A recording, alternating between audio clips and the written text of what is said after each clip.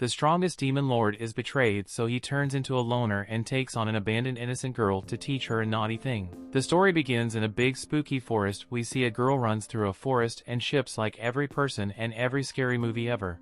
She is being chased by a group of soldiers, but they stop for a moment out of fear. One of the soldiers explains that deep in this forest is the lair of the demon lord. Rumor says he hates humans and anyone who approaches his lair is subject to his violence. Just then, they're informed that the girl's location and the chase continue. As she runs, the girl apologizes to someone named Natalia for taking off without explanation. She begins to promise her something, but the clumsy chick falls for the second time in the past minute. She sees the house in the distance just as she passes out. The next morning, a boy reads a headline saying that a wicked woman from a neighboring nation has gone missing. He senses a presence and heads into the forest to find a group of suspicious-looking animals who look like they are up to no good and wonders if there's a monster there. He finds that it's actually a girl and assumes that she must have fled from an abductor. The soldiers hide nearby, but we find that the boy was already well aware and he uses elementary illusion magic to mess with them. He can tell from a badge that they are guards from the nearest kingdom and they work directly for the royal family.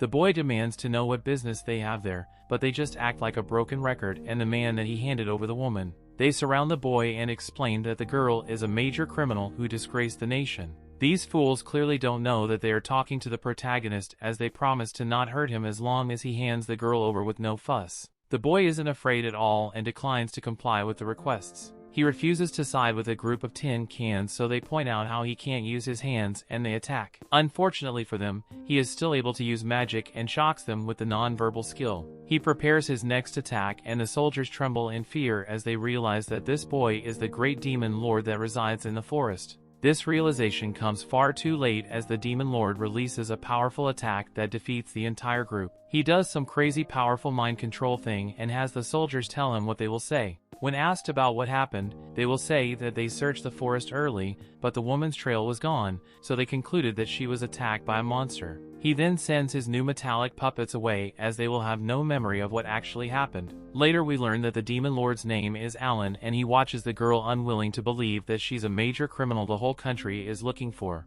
She wakes up and we learn that her name is Charlotte. The gossip section of the newspaper states that she is the fiancée to the nearest kingdom's prince, but she says that's a lie. Charlotte frantically denies it, but Alan tells her to stop freaking out since he can tell if someone is lying just by looking into their eyes. The human lie detector can tell she isn't lying and she breaks down in tears as he is the first person to believe her. She explains that she was at a party when she was called forward and she could hear people gossip about how she is the child of a mistress. It was announced that her evil deeds had come to light, but she tells Alan that she had nothing to do with any of the accusations. Unfortunately for her, no one questioned the words of Prince Cecil and he announced that she would be arrested for treason. She tried to defend herself, but Prince Pain in the Butt just called their engagement off and had her taken off to prison. Alan with his lie detector vision can clearly tell that she was framed. Either the prince didn't want to marry her or perhaps there was another woman. Charlotte apologizes for taking up his time as she prepares to leave, but Ellen changes the subject to point out how messy the room is and asks if she knows how to clean. She says she's pretty average at cleaning, but Alan says that's just what he's looking for and gives her a job. The position is for a living maid and she will be in charge of chores. She is quick to remind him that she is a wanted criminal, so he takes a moment to think. He lives secluded deep in the forest so he doesn't have to deal with other people, so harboring a fugitive defeats that purpose. However, Alan explains that he was betrayed by someone in the past, just like she was. 3 years ago, he was invited to join a certain party, hoping for an adventure. He joined them. However, they used him to break the seal of the temple to steal the treasure they were looking for and deserted him in front of a horde of monsters. Charlotte thinks that's awful and Alan can't believe how pure she is since she believed his story without hesitation. Back then, there was no one to help, so he thinks that they have a lot in common. However, Charlotte, stubborn as a mule, doesn't want to cause him trouble and declines his offer. Alan decides that he has no other choice and shockingly puts a death curse on himself. The maniac's heart will stop in 3 minutes and he won't lift the curse until she agrees to work for him. Alan warns that she better make up her mind, otherwise an innocent civilian will die because of her. She panics at the absurd situation as he's talking like a villain when she thought he was just a nice person that was trying to save her. He proclaims that he is a virtuous man, but then reminds her that she has only 2 minutes and 31 seconds to decide. As if she didn't have enough pressure already, Alan, who's beginning to sound like Kermit on steroids, explains that it's getting harder to breathe. Moments later we see that she gave in and has now become Alan's maid. Alan marvels at how good a job she has done cleaning and thinks about how rough her hands were when they first met. He determined that she was a noble lady by title only, and in reality she was perhaps more like a servant. Cinderella too points out all she did was polish the floor and he was the one that tidied stuff away using magic. Alan, ever the innovator, says that he just used his style of cleaning, which was burning the stuff like a pyromaniac, and it makes her wonder if she's really necessary. He points out how dirty the room was before and explains that he has zero housekeeping skills. Left alone, he doesn't even think of cleaning and uses the strategy that is to ignore it just moves on its own.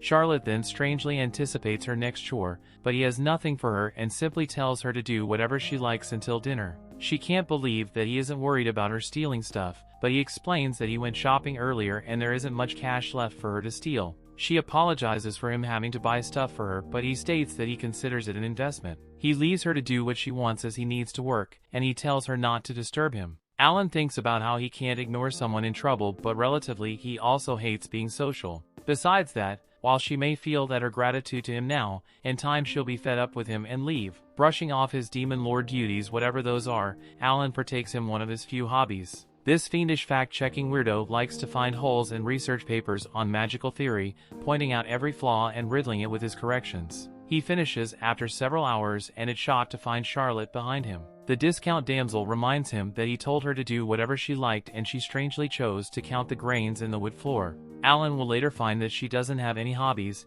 and in the past when she wasn't doing bridal training, she was just cleaning and mending clothes, so she didn't have any free time for hobbies. Alan can't believe she could say such a sad thing with a smile on her face, and she continues her story by stating that she didn't really like her bridal training, so she just got yelled at the entire time.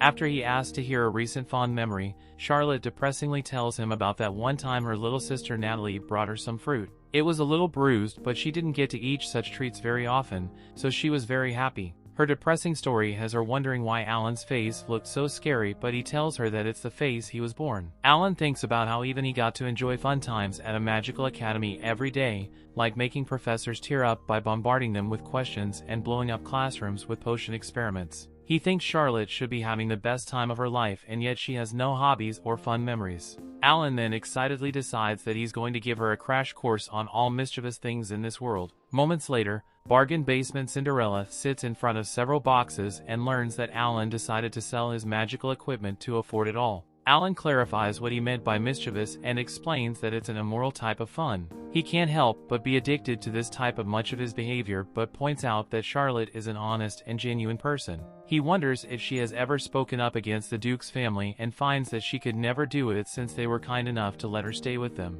It's clear to Alan that she is speaking like they're her master, not her family. He proclaims that he will now begin his lesson that will turn her into a beast that loses her old self. Charlotte, demonstrating her unwavering purity, becomes frightened, and she always learned not to do bad things, but he assures her that they won't do anything illegal. Her fear instantly turns to shock when Alan reveals that the first indulgence will be cakes. It's too soon for her to be surprised though, as he reveals even more food. He tells her to eat, drink, and be merry to her heart's content, as this is the day's mischievous things she will learn. Of course, the Debbie Downer thinks that it's not a good idea since they have to eat her proper dinner. If they only eat sweets, it'll lead to an unbalanced diet. Alan expected this response from Discounts and Cinderella, but points out that this is exactly why he wants to corrupt her. He is certain that the Duke must have treated her as family on the surface, but in reality he handled her like a servant. Alan presents her with a cake, which she of course refuses since I'm terribly misguided person incorrectly told her that you can't have cake for dinner. Alan reminds her that he is her employer and orders her to have her fill of all the cakes.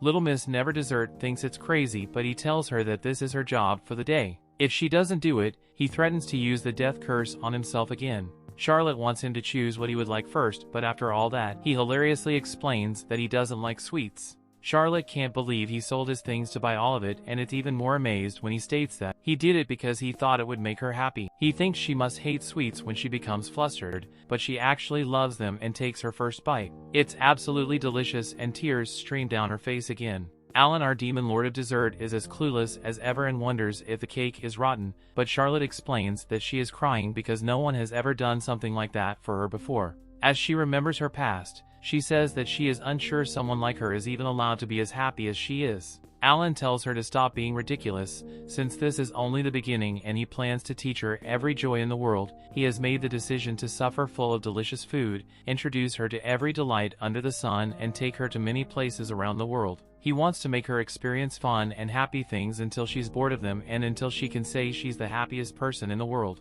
Charlotte can't believe that he's doing all this for a total stranger, and he points out that even he doesn't know why he's doing it, but if he is going to do it, then he will do so thoroughly. She explains that she has no way to repay him, but he tells her that there's no need for that, and for her to just think that she's being forced to go along with this hobby. Charlotte wants him to eat some, so he reminds her that he hates sweets, but soon gives in to her plea. He finds that it isn't so bad, and the two enjoy their diabetes-inducing dinner. Alan reminds himself how he doesn't like to be social, but decides to give it a try just this once. They have a good time.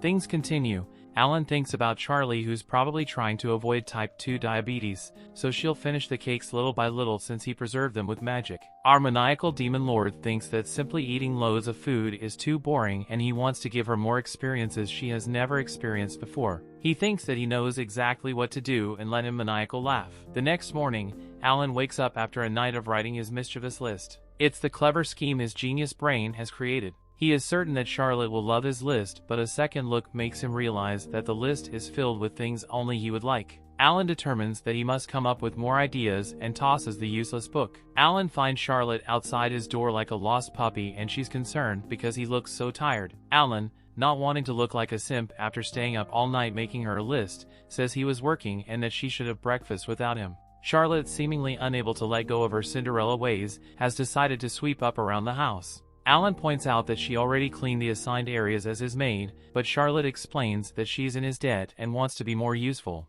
This is just a life she is used to, and Alan realizes that she must have been cleaning every single day when she was at the Duke's mansion. Her family is nobility, so they must have had countless servants. If they still made her clean, then the reason must be rather unpleasant. As if that weren't bad enough, she was treated as less than a servant, not to mention exile from the country for a crime she didn't commit. Charlotte, now wanting to just stand there while our protagonist thinks to himself, leaves. Alan doesn't even really seem to notice and thinks about how Charlotte never speaks ill of others. Not a word of resentment about her horrible family or the jerk ex-fiancé of a prince who framed her. Alan, showing more empathy than you would expect from a demon lord, gets upset and explains that if it was him, he would completely and thoroughly crush all of them to pieces. He determines that it's not that she doesn't resent those people. It's just that she hesitates to express it. What lies deep down is probably her fear towards them and her low self-esteem. Just then Alan is shocked to hear someone's voice as he fears that they will discover who Charlotte is. He finds that it's a rude cat human thing named Miyaka who delivers Alan's mail.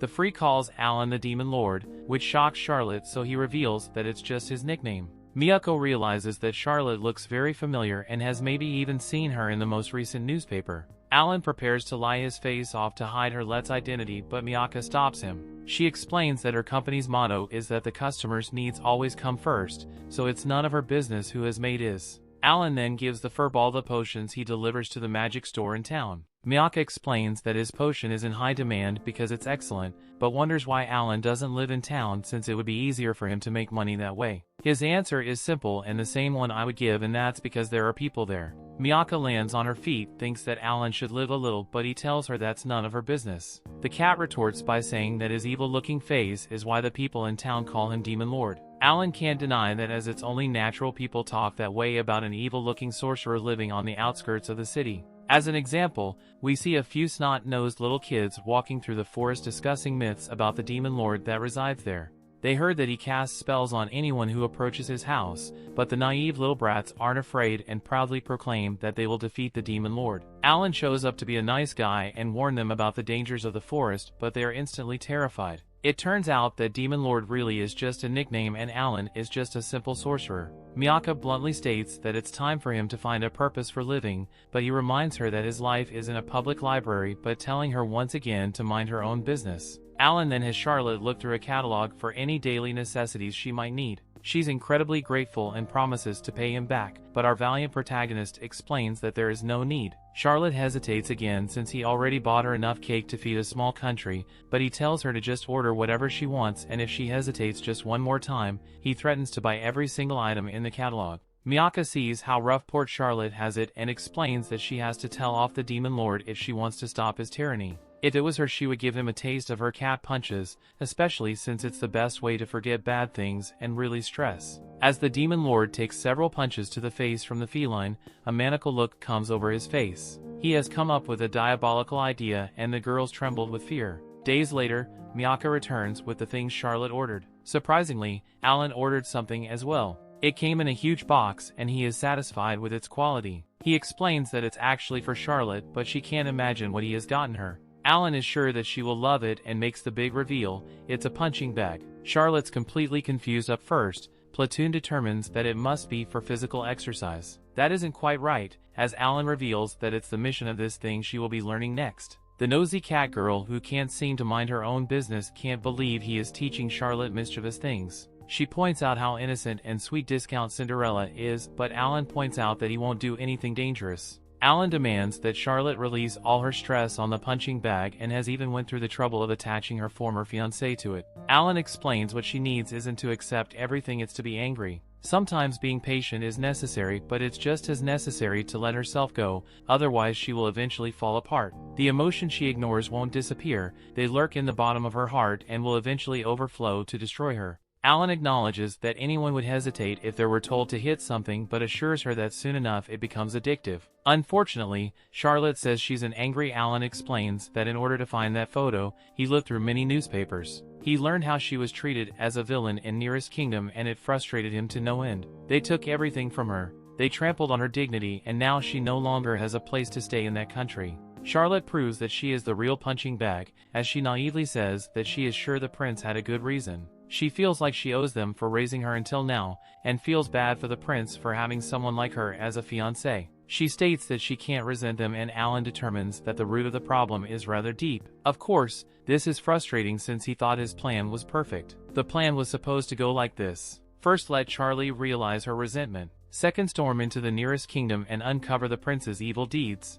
Third, Charlotte proves her innocence and the bad guys are captured. Fourth, all problems are solved and she lives happily ever after. This won't work though, since Charlotte hasn't faced her feelings yet and she's gotten too used to suppressing them. At this rate, even if the princess condemns, she'll probably blame herself for it. Miyaka never wants to miss an opportunity to stick her nose where it doesn't belong. Ironically tells Alan that he might want to ease up a bit on Charlotte's life. The demon lord actually kind of agrees, but it's not in his nature to wait and the times heal things. Instead, he does the exact opposite and demands that Charlotte punch him. Everyone's silence makes him think that she didn't hear him, so he tells her again. Charlotte could never do such a thing, but Alan tells her that she has no choice in the matter and he will make her do it. We then finally get to see a glimpse of his power as he takes control of the boxing glove and forces her to punch him right in the face. After he gets knocked back, she has no clue what happened, so Alan explains that he manipulated her right arm to hit him. Our masochistic demon lord might have liked that a bit too much, and he compliments Charlotte on the powerful punch.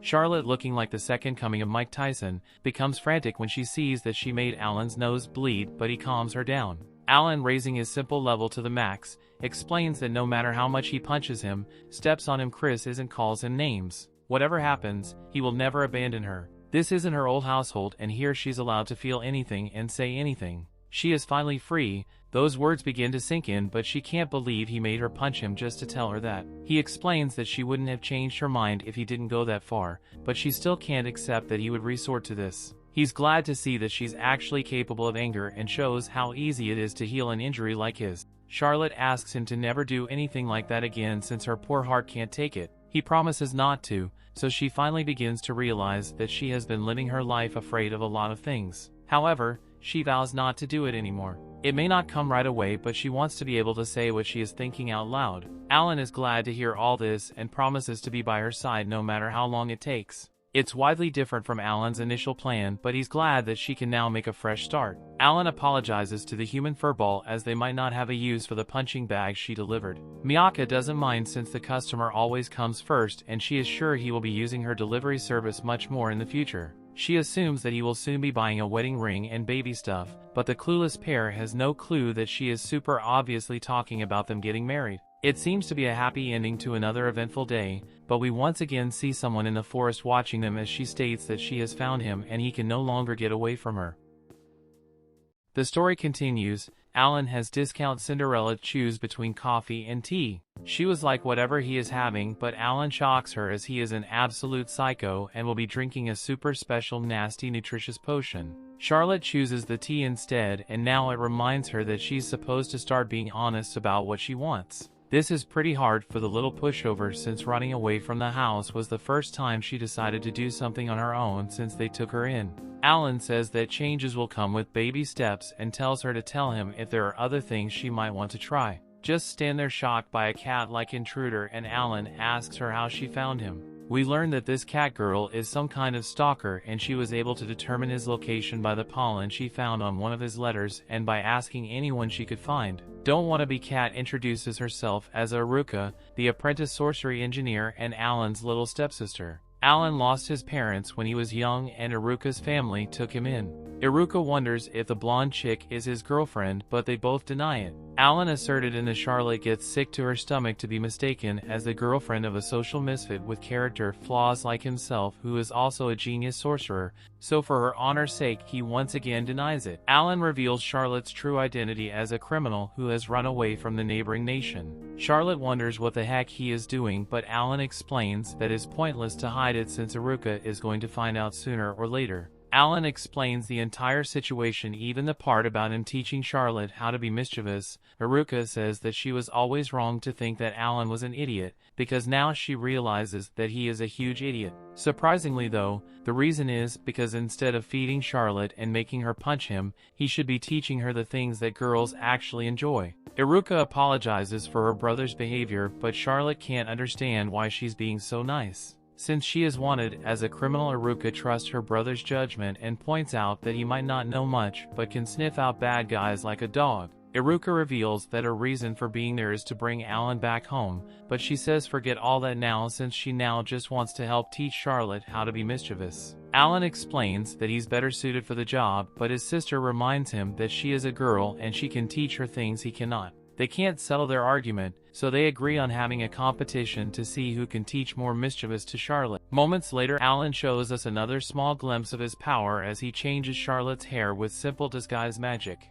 Alan says that they will have to change it back to blonde as soon as they get home and shocks the girls when he says it's because he likes her better blonde. Iruka finishes up styling Charlotte's hair and the two take off to begin the challenge. Iruka's first lesson of mischievously extremely learning how to dress up. Our antisocial protagonist feels extremely out of place at the clothing store but refuses to back down from a challenge. However, instead of focusing up, he has a memory from his childhood after being taken in by Iruka's family. Iruka would always challenge him and lose thoroughly, but the dumb kid never gave up. Only now does he realize that it might have been her strange way of trying to get close to him. Alan is unpleasantly surprised by a dress Charlotte tried on but is concerned that it might be a little too short. Alan spends a little too much time noticing how healthy Charlotte is and snaps himself out of it. The psycho simply explains that he needed to calm down his heart, so he stopped it for a little bit while Charlotte tries on something else. Alan tells his little sister that he wants her to find out the current state of the nearest kingdom,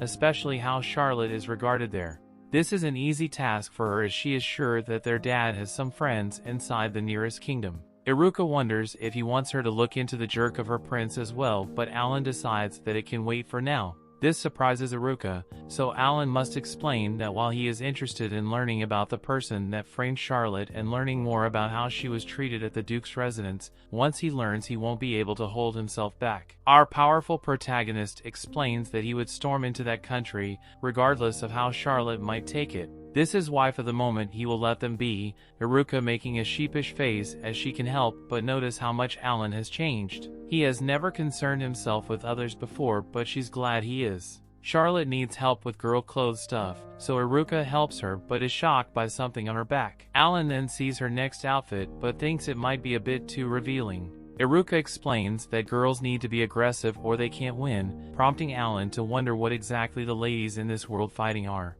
Alan then becomes flustered when Iruka shows her the opening in the back but is shocked to find that Charlotte has several scars, that you don't say anything about it, and Alan just tells her that she looks fine. Alan determines that the scars must be from a whip. It wasn't strong enough to break the skin or bones, so it was a kind of torture to cause pain and fear. Alan heals the scars and simply tells the clueless Cinderella that he fixed the worn-down part of the shirt. He noticed that her scars cleared up with simple magic, which means that Charlotte never received proper treatment. He can see how they could have ostracized her for her lineage, but he felt something much more sinister from her scars. He becomes insanely furious as he wonders what could possibly justify directing such hate towards Charlotte. He angrily tells Iruka to forget about what he said earlier, since he now needs to thoroughly terminate them and he wants her help. Of course, Charlotte is completely oblivious to everything as always, so Alan just tells her that there's an infestation of bookmarks at their parents' house. So he has to Iruka to air the books under the sun.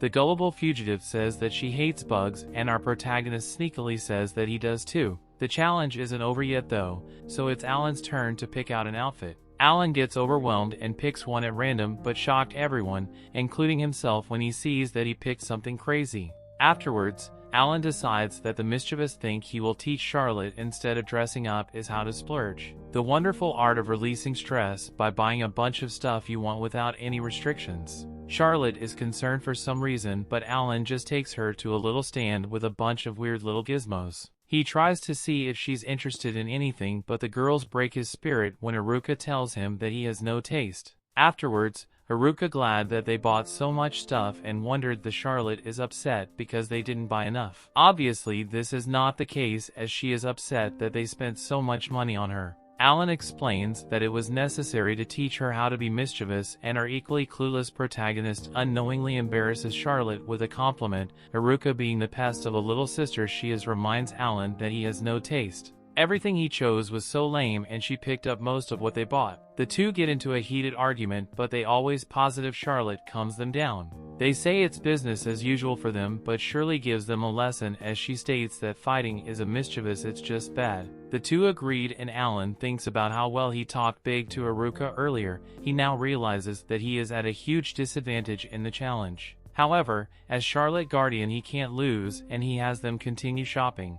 Sometime later, Iruka, the magical equipment geek, is amazed by some long-haired dude to magical wheelchair. Alan has been through this before, so he knows that they have lost her to the whimsical wheelchair and decides to leave her there. He takes Charlotte to his shop where something caught his eye earlier and reveals that it's a hair clip that matches her eyes. The merchant is shocked he's paying so much, but our valiant hero explains that it's his policy to pay an appropriate amount for a job well done. Charlotte says she loves it, and our normally emotionless protagonist thinks about how his heart feels strange, even though he hasn't put a death curse on himself. However, just then a man bumps into Charlotte and is upset at how much it hurt him. The man tells her to watch where she is going even though he clearly bumped into her, and he explains that they are from the infamous Genkutsu group. Alan calmly explains that he has no clue who they are but would like for them to resolve the issue peacefully. These bumps don't like Alan's smug attitude and decide that they will just take him down. Our hot-tempered hero prepares an attack as he is upset that these fools with their blame Charlotte for their own failure to pay attention. He plans to teach them a valuable lesson but remembers that in Charlotte's eyes fighting is now mischievous, it's just bad. Alan calms down and plays the nice guy as he apologizes for causing them trouble. The guys forgive them, but only if they agree to one condition. Alan is happily prepared to pay any amount, but what the guy wants is actually to have Charlotte for the rest of the day. This guy has made a severe mistake as Alan has lost all semblance of the nice guy. The guys push further, causing Charlotte to tremble in fear, but this pushes Alan over the edge and he breaks the guy's fingers. The other guy breaks out his magical sword, which causes the crowd that has gathered to tell Alan to run away. However, Alan shocks everyone as he stops the powerful attack with the slightest touch of his bare hand. He freezes the weapon and knocks the guy out cold. Alan, filled with rage, exclaims that if they touch his dear Charlotte with those dirty hands of the hairs, he will ground them to bits until there's nothing left. Everyone is amazed by our hero, and Alan is relieved to have gotten all their anger out. Alan thanks the crowd for their support but quickly remembers that he promised Charlotte he wouldn't fight and fears that he might have scared her. The pacifist points out that she doesn't like violence but acknowledges that Alan was just defending her. Furthermore, she would never be scared of him. Alan has never been more glad to hear those words and thinks about how he initially thought Shirley would despise him and leave right away, but now he's relieved to know that she doesn't hate him. A grin comes over his face as he wonders if this is a change Iruka was talking about and expresses how glad he is that he might be finally losing his edge. Iruka has been watching this entire thing and determined that she has lost the competition. She points out that when it comes to love and romance, Alan has to be the one to teach Charlotte. Just then the crowd is stunned as a gigantic thing appears. This thing is clearly upset as it points out that his boys had a run-in with them. Things continue. The golem tells Alan he knows he's the one who took down his boys. The golem and his gang members approached Alan. Charlotte hid behind him for protection. The golem easily towered over Alan. He wondered about the different ways he could hurt Alan. Alan walked up to him without a care in the world. Charlotte was scared for him, but Alan calmed her fears when he got close enough to the golem.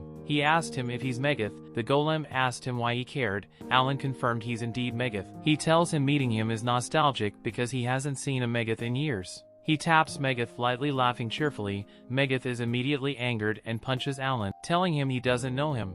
Alan is unfazed by the punch, only the force of it moves him back an inch. Alan tells Megath he has poor memory. Alan introduces himself to Megath. Megath immediately bows down. He apologizes to Alan with fear and trembling for not knowing who he was. The gang members think their boss is a weakling for apologizing. They try to rile him up and get him to fight Alan. Megath immediately silences them so they don't provoke Alan further. Charlotte is confused by what is unfolding. Iruka comes out of the crowd to join her. She explains that her dad is the chairperson of the biggest magical academy which Alan attended. She tells Charlotte Alan graduated from the academy at the age of 12, making him the youngest in its history. She tells Charlotte the academy employed Alan as a teacher right after he graduated because he was a prodigy. Megath continues to apologize to Alan, calling him the Great Demon Lord. Charlotte asks Iruka about the name and she tells her it was Alan's nickname when he was a teacher. Alan tells Megath no one has called him by his nickname in a while. He asks Megath to raise his head since he didn't cause any trouble. Megath thinks he's been forgiven, but Alan tells him with a sinister smile that he did cause trouble for someone else. Megath is shivering now. Alan tries to explain who Charlotte is in their relationship, but he can't come up with the right words. Alan thinks about it for a second and comes to the conclusion that she's just a woman who is precious to him. He tells Megath it silently. The next day, Miacha and Iruka Pei Alan have visited his house in the forest. They come to find him sitting gloomily at the front steps. They are surprised to find him in this condition. They try to question themselves, trying to discern why Alan is looking as he does. Since they can't come up with anything, they decide to ask Alan what's wrong. Alan tells them he didn't know they've gotten so close to each other. Iruka has a eureka moment. She tells Alan the reason he's gloomy is because he had issues with Charlotte. Alan asks her how she was able to give what happened. Iruka tells him it's a no-brainer because nothing else could bother him like that. She asks him if they had a fight. Alan tells her it wasn't that simple. He recalled the events of the previous night. He and Charlotte were sitting at the tea table having some tea.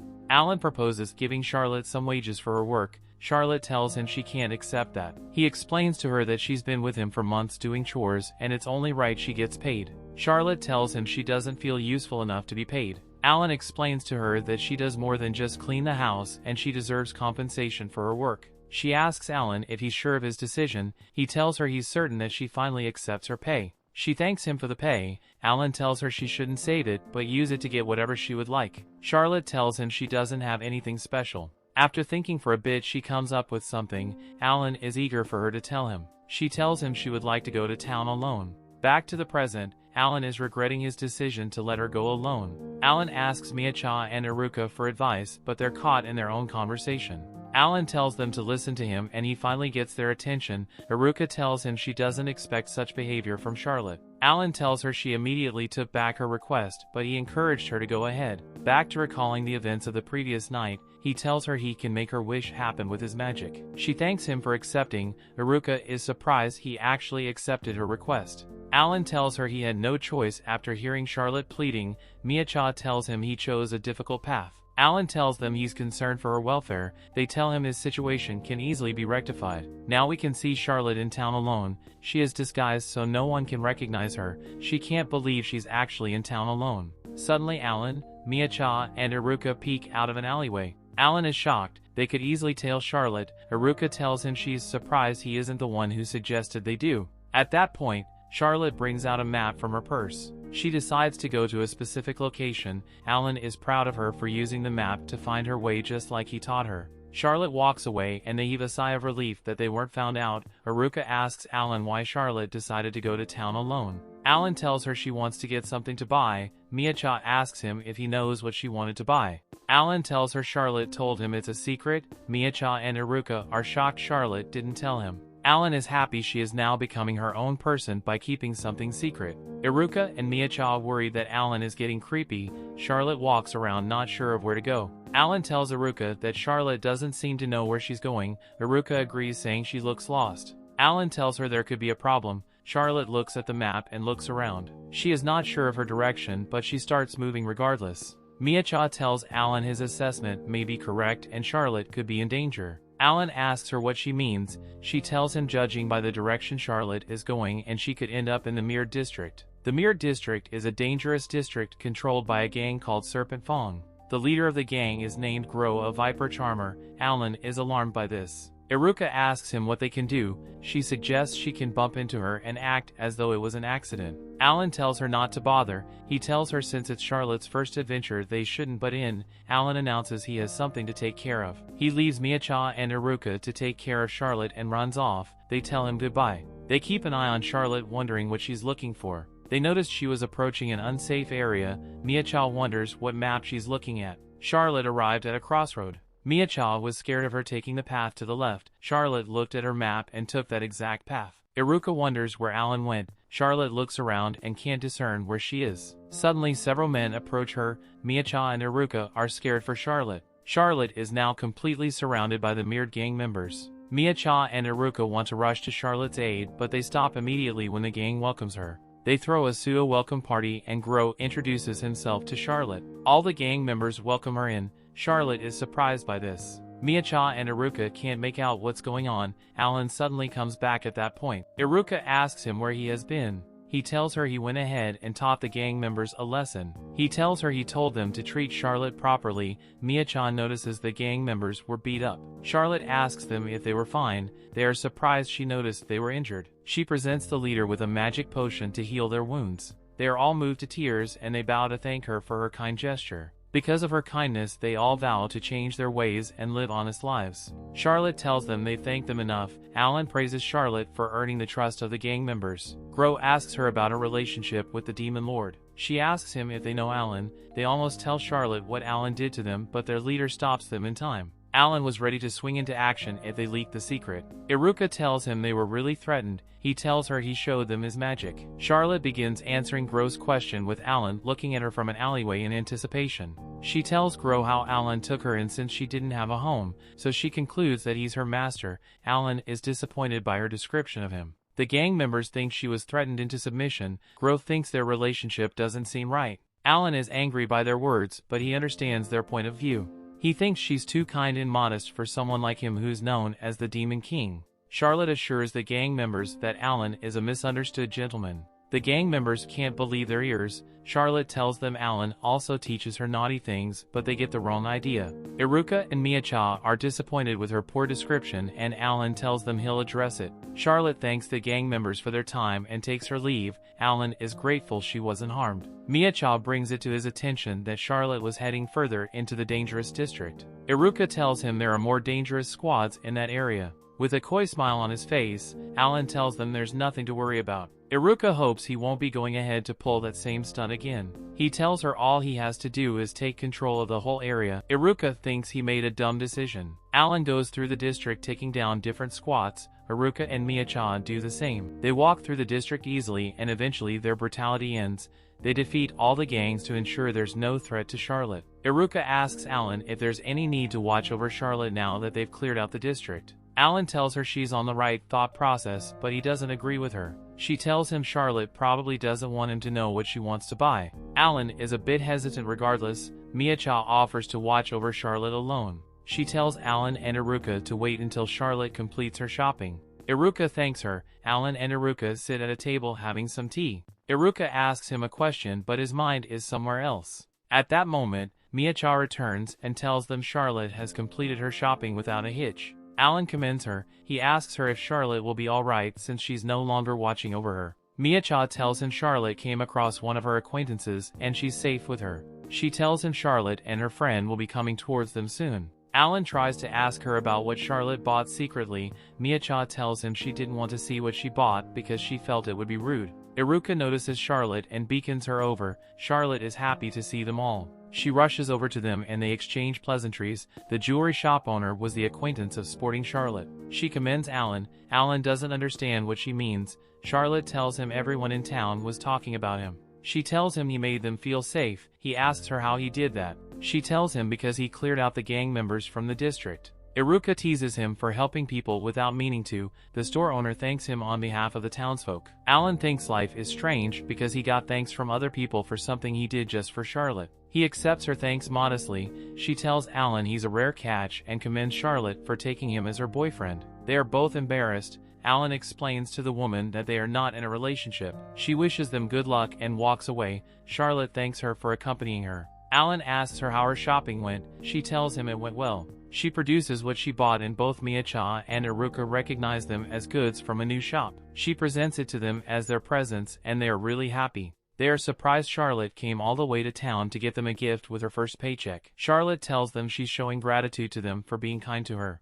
They are both happy with the gifts. Alan is feeling left out and asks her if she had something for him. She tells Alan she couldn't find anything he would like. Alan tells her he would have loved any gift that came from her. She apologizes for not thinking things through. Alan tells her he didn't mean to blame her. She tells him she's always been on the receiving end of how kindness that she doesn't even know what he likes. She notices a part of his robes that's flayed and offers to mend it for a start. She tells him while she's at it, he should tell her everything he likes so she can get him a present next time. Alan agrees. He observes a weird feeling in his heart and vows to cherish every moment with Charlotte. That brings the episode to an end. Thanks for watching. Want next part? Subscribe the channel and turn on notification bell.